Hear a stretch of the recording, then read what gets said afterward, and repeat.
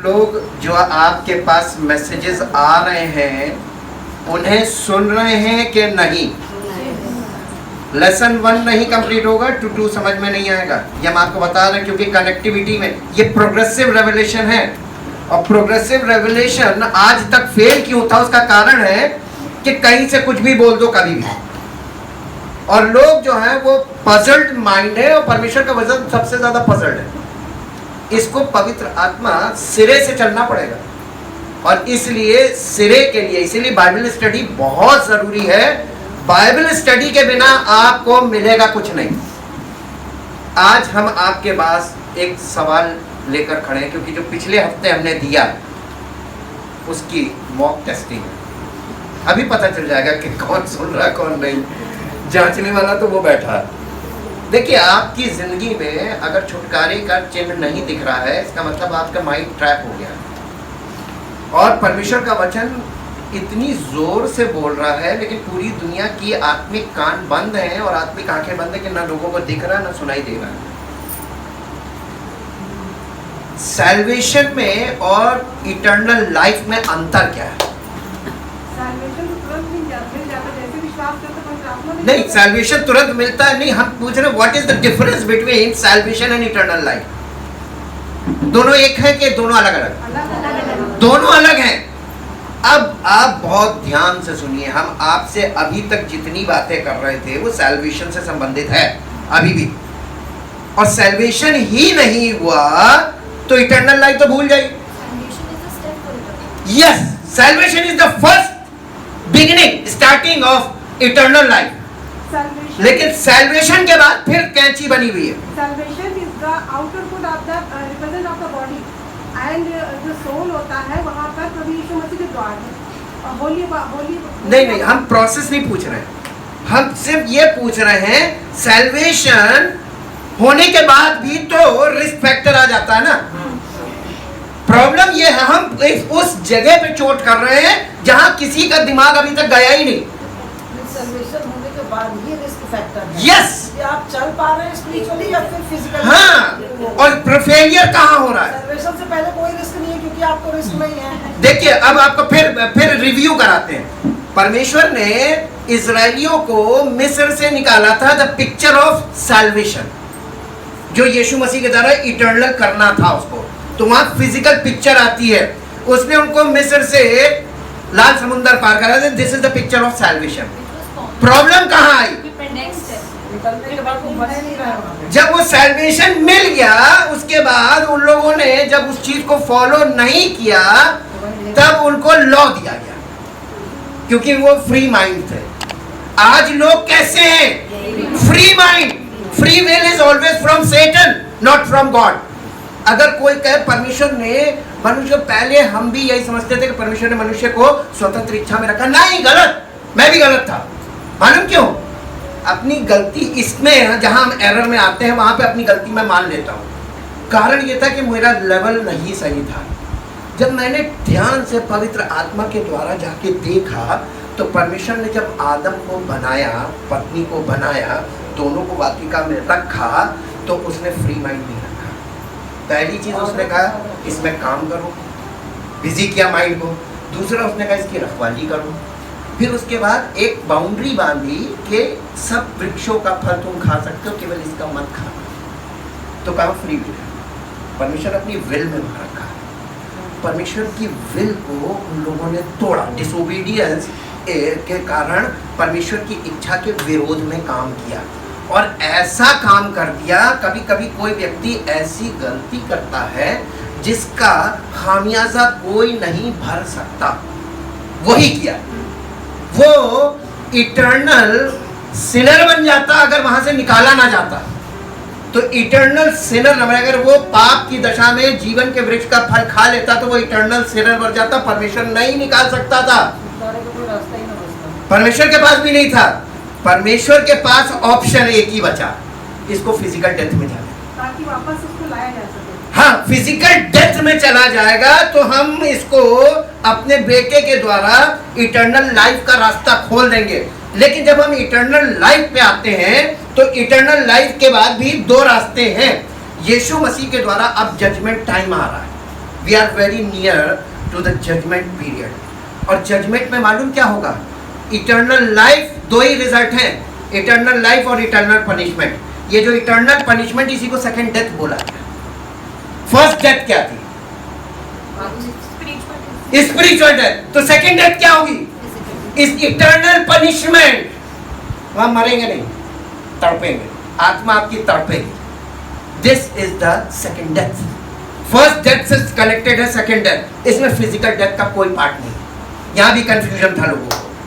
अब जो पार्ट शुरू होंगे, अगर यहां तक आपका क्लियर नहीं हुआ तो आगे क्लियर होगा नहीं. इसलिए पहले आपको बता रहे हैं, यीशु मसीह इस संसार में हमें, मनुष्य जाति को क्या देने आया था? अनंत. लेकिन अनंत जीवन नहीं मिल सकता जब तक कि मनुष्य पाप की गुलामी में. तो पहला स्टेप क्या होना चाहिए? पाप की गुलामी से पहले छुड़ाओ. पहले पाप से उसको मुक्त करो, फिर परमेश्वर की धार्मिकता से उसको परिपक्व करो. और अगर वो परिपक्व हो गया आखिरी सांस तक, तो वो सीधा इटर्नल लाइफ में चला जाए. फिर आगे कुछ नहीं करना. जो रास्ता है वो ही टफ है. तो ये जो the way of salvation is tough because we are in physical body. जब तक आप शारीरिक देह में हैं तब तक बहुत मुश्किल है. लेकिन आपको यहीं से इटर्नल लाइफ की ये रास्ता भी इसी से जा रहा है. आपको क्या करना पड़ेगा? तो शरीर पे पहले काबू पाइए ना, अपने स्वभाव पे काबू पाइए.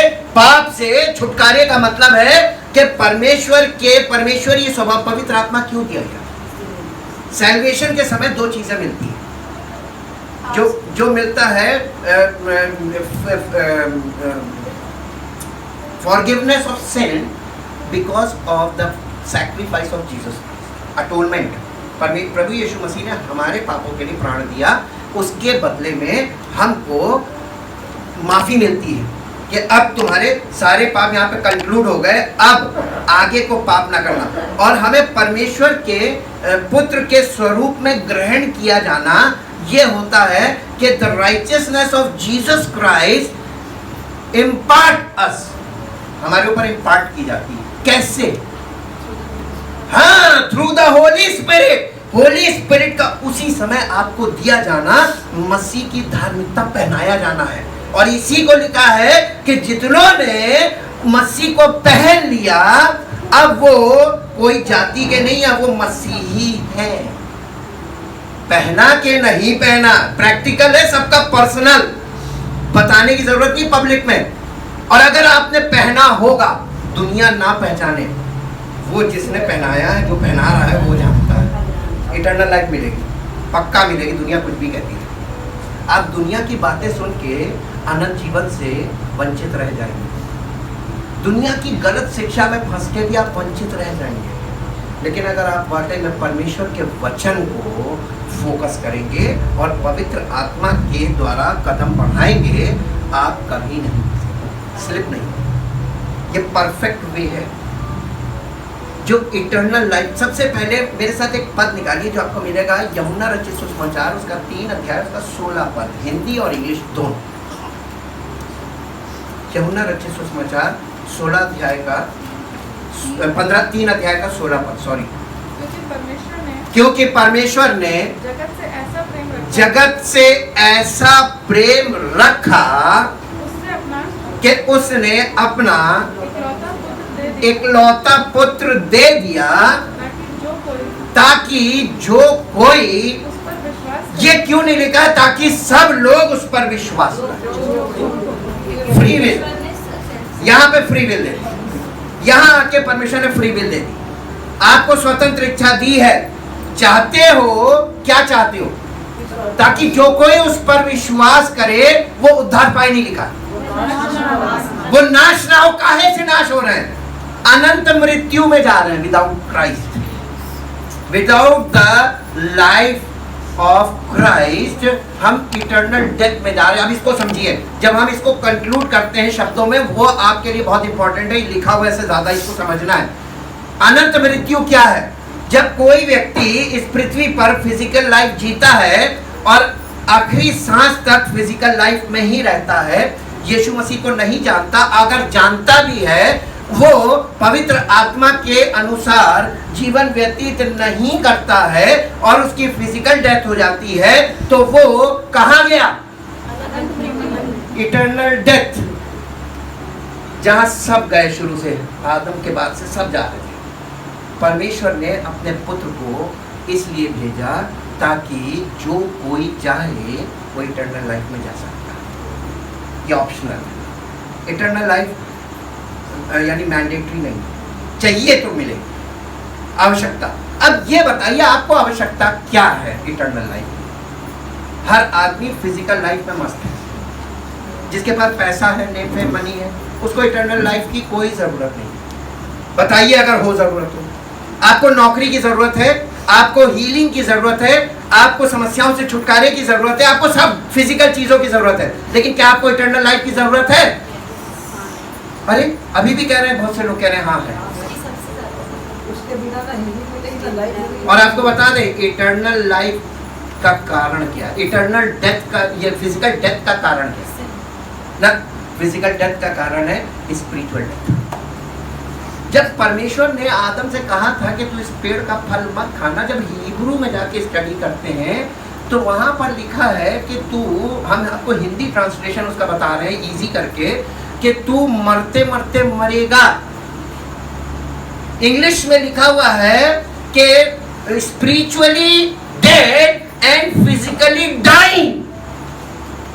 तो आप मृत्यु के जीवन में हैं फिजिकली, आपका जीवन मृत्यु का जीवन है, क्योंकि आपकी लाइफ डिटेरिएट होके सीधे डेथ में जा रही है। और ये जो डेथ का मुंह खुला हुआ था, परमेश्वर का पुत्र आया ताकि जो कोई चाहे इटर्नल लाइफ में जाए। बहुत थोड़े हूँ, बहुत थोड़े, क्योंकि लोगों को अनंत जीवन नहीं चाहिए। मैं परमेश्वर के वचन के आधार पर बोल रहा हूँ, मैं किसी को दोष नहीं दे रहा हूँ। आपकी इच्छा भावना ये बताती है कि आपको नहीं चाहिए, आपका स्वभाव बताता है आपको नहीं चाहिए। आप आराधना क्यों करते हैं? आराधना की जरूरत ही नहीं है, जरूरत है मन फिराने की। सबसे ज्यादा प्रचार आराधना पे किया गया, सबसे ज्यादा प्रचार आपको धर्म कर्म की बातों पे किया गया, आपको सच्चाई नहीं बताई गई। और समस्त मानव जाति के लिए, सब आदम की संतान है, जातियां छोड़ दीजिए, सब आदम की संतान है और सब एक ही अवस्था में, और सबको उद्धार नहीं, उद्धार के द्वारा अनंत जीवन तक पहुंचने के लिए जरूरत है। शुरुआत उद्धार से होगी, लेकिन जाना कहां है? टारगेट क्या होना चाहिए? तो लोगों का टारगेट अनंत जीवन नहीं है, फोकस कर रहे हैं सैल्वेशन। क्या प्रचार सुन लिया? फॉल्स। मेरे साथ एक पद निकालिए, ये गड़बड़ी कहां से शुरू हुई? पहले हम प्रॉब्लम को सॉर्ट आउट करेंगे, कहां से स्टार्ट हुई। चर्च एज, पूरी की पूरी चर्च एज अपोस्टेसी पे चली गई इसके अनुसार। अपोस्टेसी का मतलब था पाखंड, सब पाखंड में चले गए। परमेश्वर का वचन इस बात की लिखित गवाही है, ये इटर्नल है, ये मिट नहीं सकता जी। प्रेरितों के काम उसका 20 अध्याय, प्रेरितों के काम उसका 20 अध्याय, 20 अध्याय का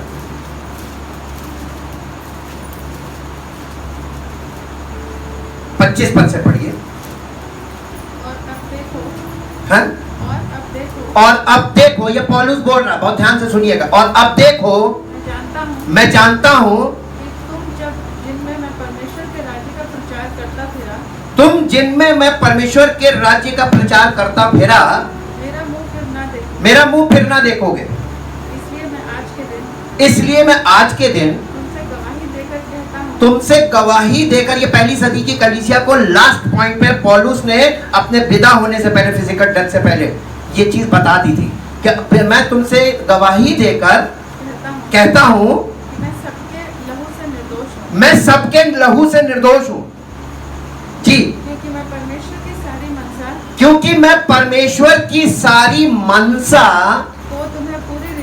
को तुम्हें पूरी रीति से, बनाने से ना झिझका, है? बताने से ना झिझका, इसलिए अपनी और पूरे अपनी और पूरे झुंड की मतलब कलीसिया की चौकसी करो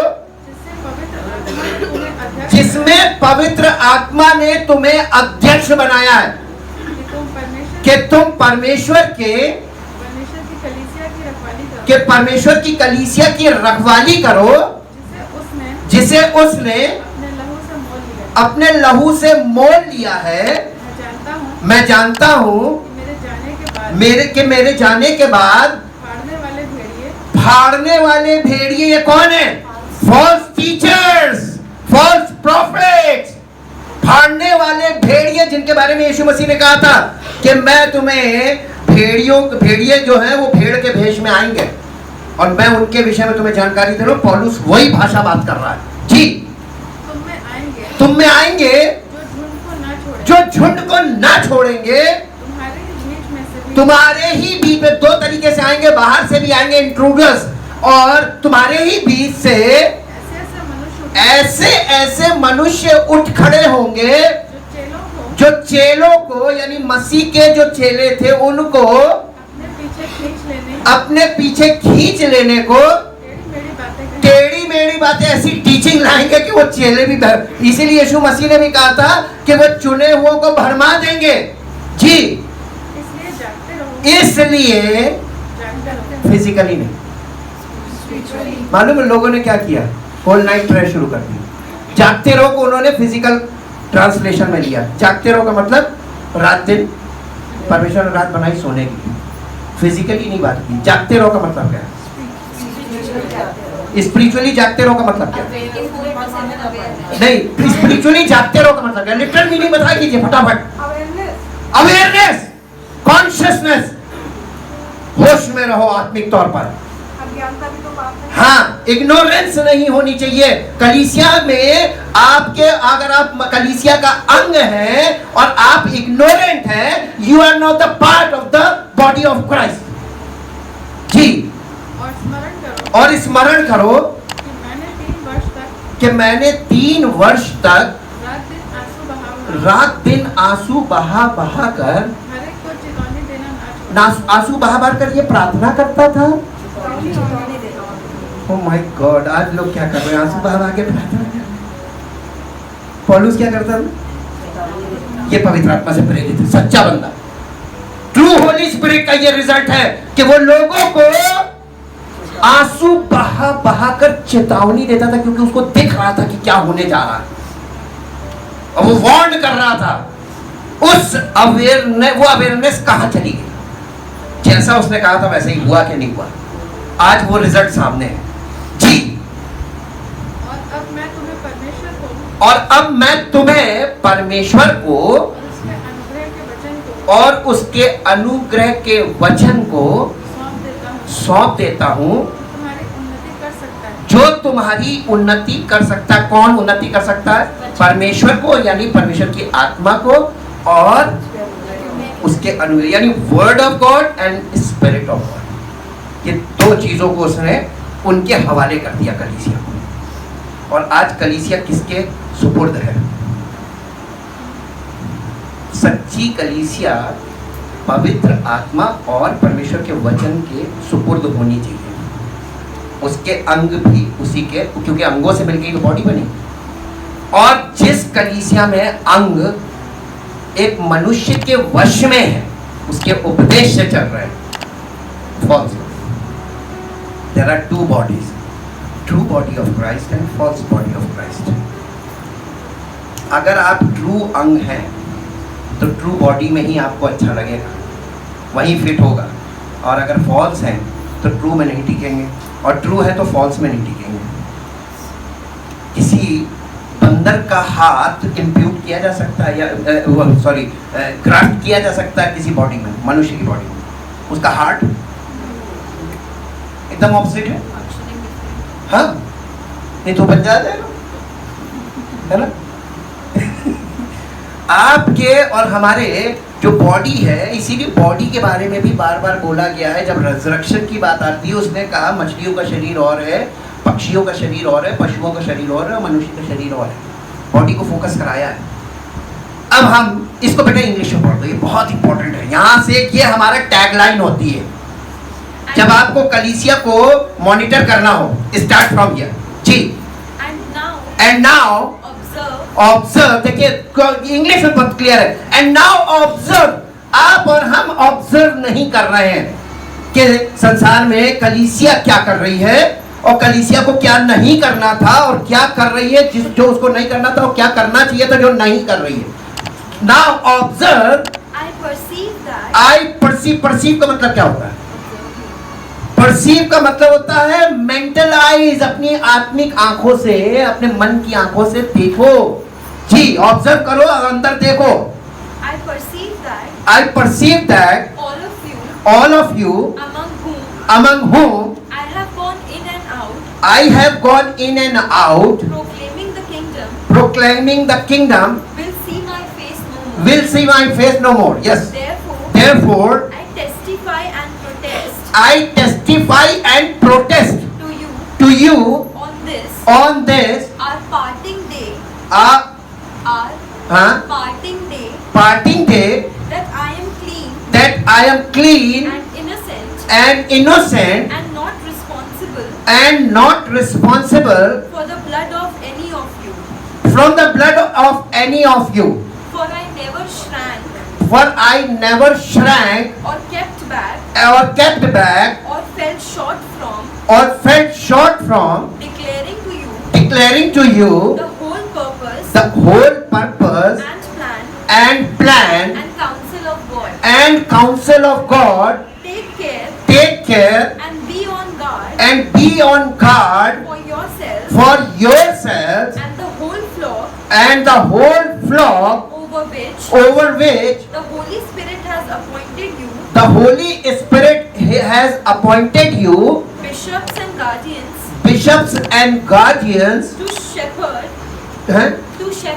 to shepherd, tend and feed, and guide the church and guide the church of the Lord, of the Lord or of God, which he obtained for himself, which he obtained for himself, buying it and saving it for himself and saving it for himself with his own blood. with his own blood. I know that After I am gone, after I am gone, ferocious मतलब फाड़ने वाले, ferocious wolves will get in among you, wolf लिखा है कि wolves लिखा है, plural है ना, ये प्लूरल में है और आपको प्लूरल में मिलेंगे। wolves get in among you, not sparing the flock, not sparing the flock, even from among your own selves, men will come to the front, यानी लोग सामने आकर सेवक बन के खड़े हो जाएंगे। Men will come to the front who by saying perverse, distorted and corrupt things, will endeavor to draw away the disciples after them disciples after them to their own party. उनको वो चेलों को भी अपने अधीन कर लेंगे जी। Therefore be always alert and on your guard, and on your guard, being mindful that for 3 years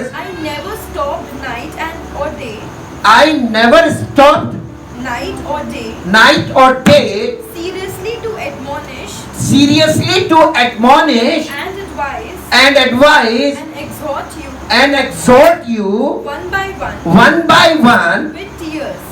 tears. And now, brethren, I commit you to God. I commit you to God. I deposit you in His charge, entrusting you to His protection and care. into His protection and care.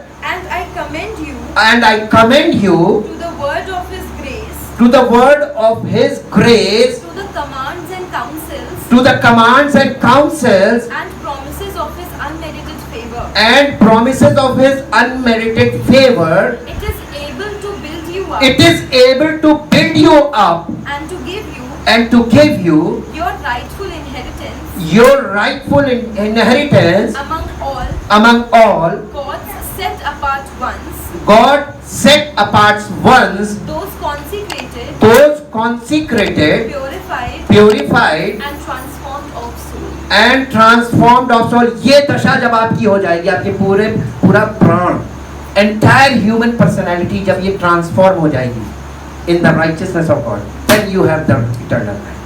Then you can enter into the eternal life. Eternal life is the kingdom of God. Hallelujah. अब जल्दी से निकाल लीजिए प्रेरितों के काम 17 अध्याय उसका 30 और 31 पद पढ़िए।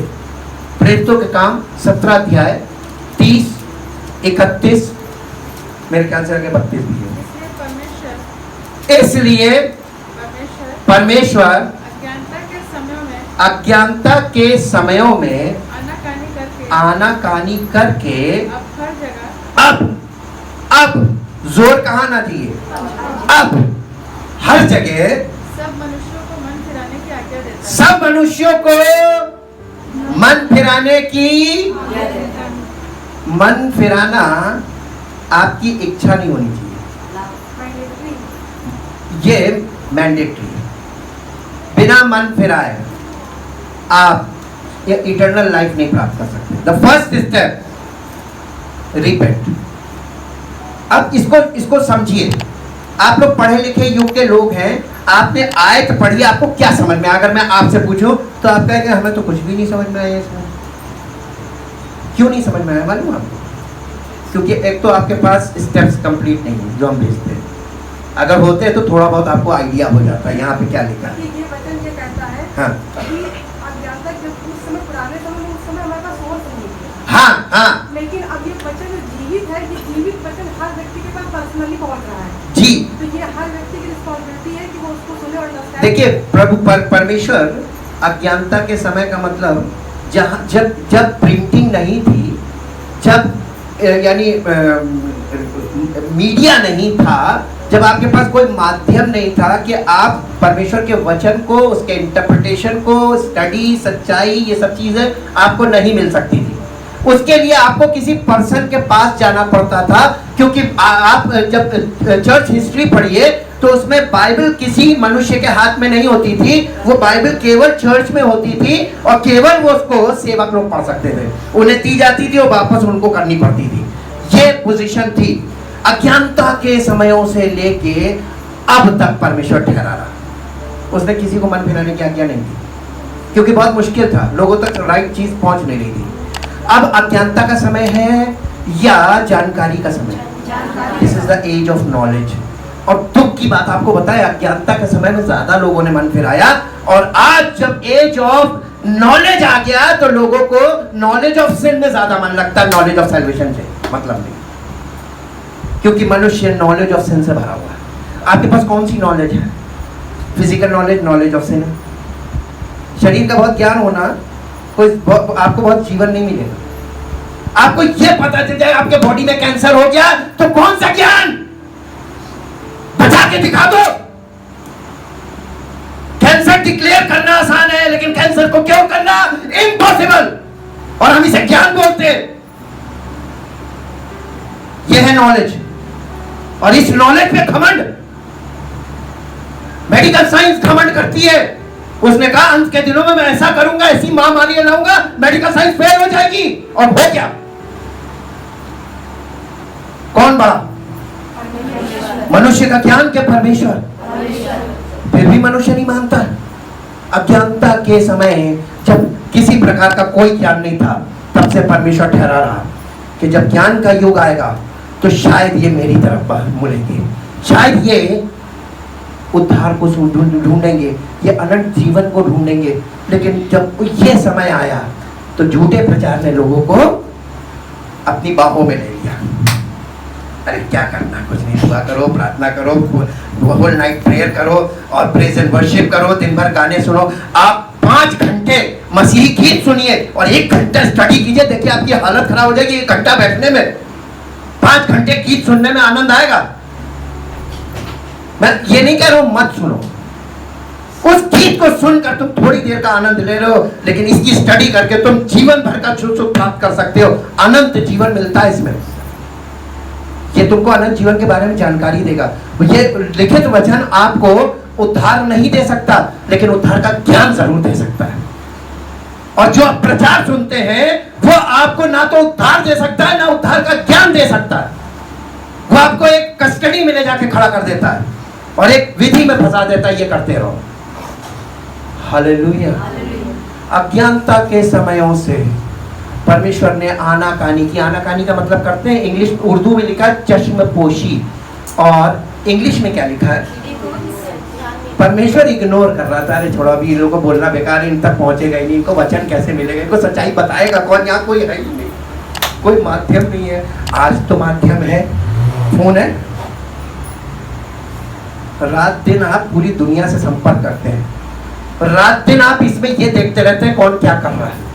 रात दिन आप इसमें ये पता करते हैं कि कौन कहाँ जा रहा है, किसने क्या पहना है, किसने क्या खरीदा, कौन क्या कर रहा है, कौन घूमने जा रहा है। ये सब कुछ लॉकडाउन पीरियड में भी लोग यही कर रहे थे। लेकिन क्या इसी से आप सच्चाई की खोज नहीं कर सकते? मन नहीं, क्योंकि आवश्यकता नहीं, इसलिए मन नहीं। आज लोगों का मन इसलिए नहीं लगता वचन में क्योंकि उनको आवश्यकता नहीं है। जिस दिन आवश्यकता होगी ना, मौत सामने खड़े होगी, आपको कुछ नहीं दिखेगा, केवल परमेश्वर परमेश्वर करोगे, उस समय कुछ नहीं होगा, क्योंकि जिसे तुम जानते नहीं उसे तुम पुकार रहे होगे।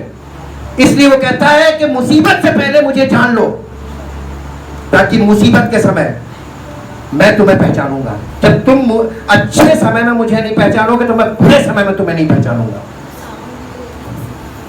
और मुसीबत में सामर्थ्य तो आपको हर रोग से चंगा करने की सामर्थ्य उसके पास। आपके पास उतना विश्वास ही नहीं है। वो विश्वास तक पहुंचने के लिए आपको उसके साथ जुटना पड़ेगा। हालेलुया। अज्ञानता के समय से आनाकानी करके अब इस युग में 21st सेंचुरी में वो सब मनुष्यों को, किसको? केवल यहूदियों को नहीं, केवल इजरायलियों को नहीं, अब सब मनुष्यों को मन फिराने की आज्ञा देता है। क्यों देता है? आगे बढ़िए।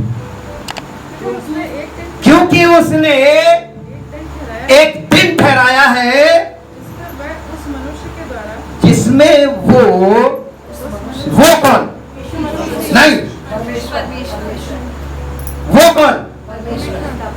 जिसने आनाकानी करके अब आज्ञा दी है मन फिराने की, वो यानी परमेश्वर एक मनुष्य के द्वारा, वो उस मनुष्य के द्वारा धर्म से जगत का न्याय करेगा। और जगत में कितने लोग हैं? सिर्फ यहूदी। तो ये बाकी कहां जाएंगे? ये बाकी अन्य जाति कहां जाएगी? इटर्नल डेथ और इटर्नल पनिशमेंट पे जाएगी। इटर्नल डेथ पे तो वैसे ही जा रहे हैं। इटर्नल पनिशमेंट पे सेकंड डेथ, इसका हिसाब किससे लिया जाएगा? हैं? तो आप नहीं बचोगे। ये मत सोचना हम तो धर्मी, हम तो बच गए। तुम्हारे आसपास के लोग मरे, हिसाब तुमसे लिया जाएगा। यही है सच्चाई। इसलिए पौलुस ने बड़ी ईमानदारी से, बड़ी सीरियस से अपना काम किया था। उसको मालूम था मैं कोई चीज नहीं लोगों को छिपाऊंगा, सब बता दूंगा। जो माने, देखिए जब हम बता देते उसके बाद कोई नहीं मानेगा, वो उसका हिसाब उससे लिया जाएगा। हम फ्री, हमें अपने आप को बचाने के लिए काम करना है। ये मैं सेवा पैसा कमाने के लिए नहीं कर रहा हूं। मैं इस सच्चाई को लोगों तक अपनी मृत्यु से पहले पहुंचाना चाहता हूं, ताकि मैं बड़ी हो जाऊं। मैं अपने उद्धार के लिए कर रहा हूं, मैं अपने अनंत जीवन प्राप्त करने के लिए कर रहा हूं, मैं सबके लहू से बरी होने के लिए कर रहा हूं। क्या यही जिम्मेदारी सब पर नहीं है? मेरी तरह सीरियस होना पड़ेगा। फिजिकल लाइफ बहुत जरूरी, हम मानते हैं। फिजिकल लाइफ में रिस्पॉन्सिबिलिटीज परमेश्वर ने आपके हवाले रखी है। अगर आप उसके साथ वफादार होंगे तो वो देखिए कैसे आपकी रिस्पॉन्सिबिलिटी में आपके साथ खड़ा होता है। एक बार उसके साथ सही तरीके से खड़े होंगे तो देखिए आपको कहीं भी जोर नहीं लगाना पड़ेगा, कहीं युक्ति का इस्तेमाल नहीं करना पड़ेगा, कहीं बुद्धि का इस्तेमाल नहीं करना पड़ेगा। वो स्पिरिचुअल विजडम हमको क्यों दी गई है? सब कुछ तैयार है, हमको फॉलो करना है। जी कहाँ थे? उसने एक दिन ठहराया है धर्म से जगत का न्याय करेगा, जिसे उसने ठहराया है। और उससे, वो मनुष्य कौन है? उसे मरे हुओं में से जिलाकर ये बात सब पर प्रूव कर दिया सबके सामने कि ये है, इसके द्वारा मैं न्याय करूंगा। अब बताइए आप किस जाति के हैं? उस दिन आप किसके सामने खड़े होंगे? तब जाति नहीं काम आएगी, तब आपका इतिहास नहीं काम आएगा, और तब आपके धर्म के काम नहीं गिने जाएंगे। तब सिर्फ ये गिना जाएगा कि तुम कहां थे, तुमने सुसमाचार सुनकर विश्वास क्यों नहीं किया। सीधी बात करेगा वो, इधर या उधर। रिजल्ट में क्या है? इटर्नल लाइफ और इटर्नल पनिशमेंट। यीशु मसीह के हाथ में रिजल्ट है, दो रिजल्ट है। अब आप कौन से मसीह पर विश्वास करें और किस रिजल्ट की ओर जा रहे हैं? Focus, observe your life. Hallelujah. अगर किसी को मेरी बात से चोट लगी हो तो बहुत अच्छी बात है, क्योंकि ये चोट आपको उद्धार की तरफ ले ही जाएगी, ताकि आप अनंत जीवन पाओ। ये चोट लगनी बहुत जरूरी है, क्योंकि जब पेंतिकुस्त का दिन था, पवित्र आत्मा उतरा था, पतरस ने खड़े होकर कुछ ऐसी बातें बोली थी कि वहां पर खड़े हुए लोगों के हृदय छिद गए थे, और जब छिदे थे तो उन्होंने पश्चाताप किया, तो उसी समय रिपेंट करना शुरू किया, कहने लगे हम क्या करें। तब उन्होंने उनकी बुद्धि खुली थी। चुभने वाली बातें, परमेश्वर का वचन दोधारी तलवार है, मखमल की सेज नहीं, वो तलवार चलाता है। और तलवार के दो काम लिखे हैं बाइबल में, एक कटनी और दूसरा छटनी। दो धारी तलवार है, एक धार काटती है और एक धार छांटती है। जो सही लोग होते हैं उन्हें छांटती है, जो गलत होते हैं उन्हें काट देती है। परमेश्वर का वचन दो काम करता है, या तो कोई कट जाएगा और या कोई छटेगा। छटनी ज्यादा अच्छी है कटनी से। कट गए, इसमें लिखा है यानी मेरे हिसाब से नहीं, मेरे साथ जो डाली मुझ में है फलती नहीं, उसे पिता क्या करता है? काट डालता है। काट डालता का मतलब क्या है? डिस्कनेक्ट। ये चला गया इटर्नल पनिशमेंट में। और जो फलती है उसे, ताकि और फले, ये इटर्नल लाइफ। आपको जो पर डे दिया जा रहा है ये छटनी के लिए दिया जा रहा है, कटनी के लिए नहीं। कटनी तो अपने आप हो जाती है, भाग जाते हैं। देखिए यहाँ पे लोग बढ़ते भी हैं घटते भी हैं ना, ये कटनी छटनी साथ साथ चलती है, और ये चलनी चाहिए। ये बॉडी की ग्रोथ इसी से होती है। आपके बाल बढ़ते फिर कटते, फिर बढ़ते फिर कटते, मुझसे दाढ़ी भी बढ़ते कटते रहते हैं, है ना। लेकिन हाथ बढ़ता कटता नहीं। हाथ काटिए नहीं बढ़ेगा, उंगली काटो नहीं बढ़ेगी। क्यों? कुछ चीजें नाखून पर देखिए, नाखून काटिए बढ़ जाए। फिक्स है वो नहीं कटेंगी, लेकिन जो काटने छाटने वाली वो कटेंगी। कुछ चीजें काटने की जरूरत नहीं, अंग काट दिया तो जी। कटनी छटनी में आपको समझाना जरूरी था, लॉजिक। हाँ, हम यहाँ पर इसको बेटा इंग्लिश में पढ़ लो, मुझे नहीं लगता कि कुछ आगे बोलने की जरूरत है। यहीं पर such former ages of ignorance called God, it is true, ignored and allowed to pass unnoticed, ignored का मतलब परमेश्वर ने आनाकानी क्या की? ignored का मतलब लिखा हुआ है to pass unnoticed, उसने ध्यान ही नहीं दिया क्या कर रहा है जी। but now he charges all, अब नहीं इग्नोर करेगा। पहले की पीढ़ियों में अक्सर एक व्यक्ति मुझसे बात कर रहा था, देखिए शुरू से कलीसियाओं में ये चला आ रहा है। हमने कहा कि उस समय में परमेश्वर ने अननोटिस किया, क्योंकि उसे मालूम था कि अभी हम कुछ नहीं कर सकते, कोई माध्यम साधन है नहीं। लेकिन अब क्या वही चलता रहने देगा?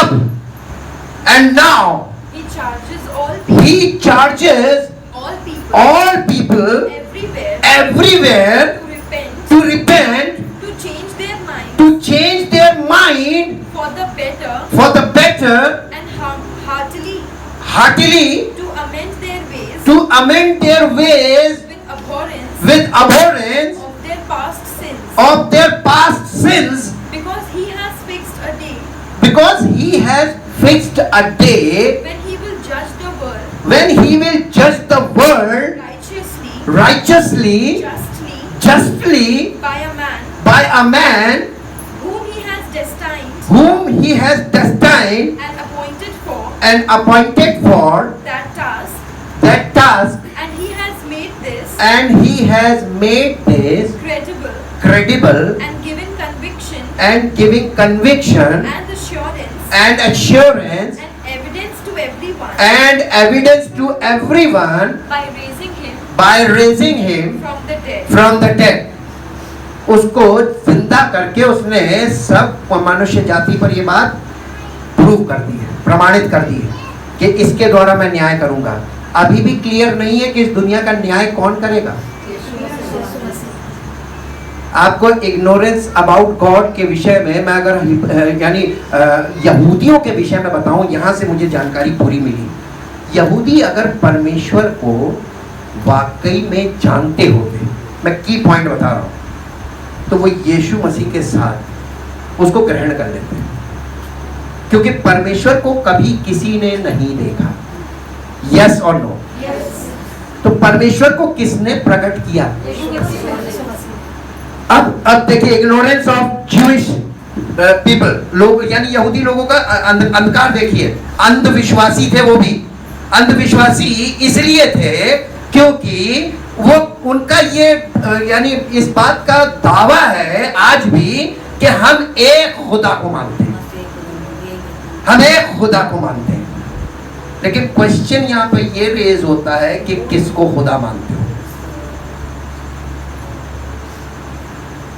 और आज भी बहुत सी जातियां कहती हैं हम एक खुदा को मानते हैं, लेकिन वो कौन है? परमेश्वर, सच्चा परमेश्वर जो एक खुदा को मानने की बात करते हैं, अगर वो यीशु मसीह को रिजेक्ट करते हैं तो वो खुदा को नहीं मानते हैं, फॉल्स गॉड। पॉइंट है। इसलिए परमेश्वर के वचन के द्वारा आप देखिए तो उसने सारी जातियों को एक पॉइंट में लाके खड़ा किया कि सबने पाप किया और कोई परमेश्वर को नहीं जानता। Every religion person is a sinner, every religious person is a sinner, every religion is false. अब यहां पे जब लाके खड़ा किया तो राइचियसनेस ऑफ गॉड में केवल एक ही बचा, सन ऑफ गॉड। मानो, ये तो ऑप्शन है, हम जबरदस्ती कर नहीं सकते, ना करेंगे कभी, हमने शुरू से नहीं की। लेकिन आईना दिखाने का काम तो आईना तो दिखाएंगे, आईना सच्चाई दिखाता है। हालेलुया। यीशु मसीह को आप एक्सेप्ट करो या ना करो, हमारा काम है सच्चाई बताना। जो लोग समझ जाएंगे वो ग्रहण करेंगे, जो नहीं समझेंगे वो नहीं करेंगे। और वैसे भी दो ही रिजल्ट है, इटर्नल पनिशमेंट और इटर्नल लाइफ। आपको क्या चाहिए? आप देखो कितनी कम आवाज आएंगे, मैं मालूम था ना किसी को नहीं चाहिए। आपको क्या चाहिए? देखिए पीछे वालों को नहीं चाहिए, नहीं आई आवाज, बहुत जल्दी पता चलता है। आपको क्या चाहिए? इटर्नल पनिशमेंट के इटर्नल लाइफ? डर के मारे नहीं बोल रहे, मालूम है, कह तो देंगे लेकिन कर थोड़ी ना पाएंगे। ये शरीर मानता ही नहीं है, दिल है कि मानता नहीं। अभी थोड़ी देर बाद फिर अपने काम में लग जाएंगे। तो इसीलिए पुराने नियम में ये था कि जैसे नजरिया चेंज कर दिया था हुआ का, और इसलिए यही बात कही कि कहीं ऐसा ना हो। हाँ, बिल्कुल सेम चीज। तो इसीलिए जो नजरिया ये जो देखिए ये नजरिया चेंज करने का माध्यम है। लेकिन जैसे परमेश्वर ने फ्री विल पर क्यों छोड़ा? आप इसमें से क्या देखते हैं? वचन देखते हैं कि नजरिया चेंज करते हैं? नजरिया चेंज करने। परमेश्वर का वचन हमारे जिंदगी को चेंज करेगा तब जब हम इसको एक्सेप्ट करेंगे। आपको हीलिंग तब मिलेगी, डॉक्टर दवाई लिख देगा, ट्रीटमेंट लिख देगा, लेकिन उसके साथ साथ प्रिस्क्रिप्शन में आपको बहुत सी चीजें बताएगा, ये ना खाना, ये खाना, लिस्ट। आपको रेस्ट करना है, rest is also the part of treatment, बहुत इंपॉर्टेंट। कई बार मालूम है लोग दवाई खाते हैं और खूब ताकत के रस भी पी रहे, ये भी पी रहे, लेकिन रेस्ट नहीं करते हैं। ये भाग रहे, उधर भाग रहे, ये बैठे घंटों बैठे हुए मोबाइल में लगे हुए, कंप्यूटर में लगे हुए, और बाद में डॉक्टर साहब अभी आराम नहीं मिला। डॉक्टर कंफ्यूज, हजारों की लाइन होती है, एक आदमी से घंटों बात थोड़ी ना करेगा, फ्री होती है, कोई मतलब नहीं। फिर वो और लिख देगा, जाओ चल लो, पेन किलर भी 4 लिख देगा, तुम्हारी किडनी पर असर पड़ेगा, खाओ ठोक ठोक के। लोग अपने जिस्म के साथ इतना खिलवाड़ करते हैं, मेडिकल में भी जाकर वो डॉक्टर को सोचते हैं कि जिंदगी देगा, नहीं, वो आपको ट्रीटमेंट देगा। जिंदगी देने वाला वो है, डॉक्टर आपको चंगाई नहीं देगा। आप सही प्रोसेस में रहोगे, चंगाई मिल सकती है। There is a chance. लेकिन डॉक्टर भी कभी दावा नहीं करता कि ठीक हो जाएगा, वो भी अपना काम कर रहा है। वैसे ही प्रभु वो अपना काम कर रहा है, दावा नहीं करता कि तुम्हें उद्धार दे दूंगा। मालूम क्यों? क्योंकि उसे मनुष्य भरोसा ही नहीं। ये ले पाएगा कि नहीं ले पाएगा, यहाँ क्वेश्चन है। अगर तुम ले पाओ तो ले लो, उसने खुला रखा है, ओपन इनविटेशन है। आपकी इच्छा इसमें ज्यादा इंपॉर्टेंट है।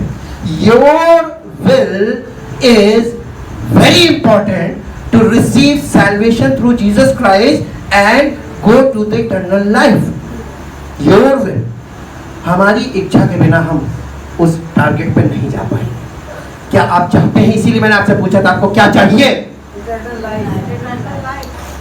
Thank you Jesus, thank you Lord, thank you Jesus. परम पिता परमेश्वर, हम आपका दिल से धन्यवाद करते हैं आपके वचन के लिए, पवित्र वचन के लिए, जो पवित्र आत्मा के द्वारा हमको जीवन की बात करता है, जीवन के मार्ग के विषय में बताता है और हमें उद्धार प्राप्त करने के लिए बुद्धिमान बनाता है, ताकि हम इस जीवन में, फिजिकल लाइफ में प्रभु यहीं के रहकर और अनंत मृत्यु में ना चले जाएं, बल्कि हम आपके इकलौते पुत्र प्रभु यीशु मसीह के द्वारा छुटकारा प्राप्त करें अपने सब पापों से, और पवित्र आत्मा के द्वारा अपने पाप के स्वभाव से छूटकर उस अनंत जीवन के मार्ग में आगे बढ़ें, ताकि हमारा जीवन अनंत जीवन में प्रवेश करे। और आपकी योजना जो हमारे जीवन के विषय में है, अनंत जीवन देने के लिए, वो योजना हम सबके जीवन में पूरी हो सके। प्रभु,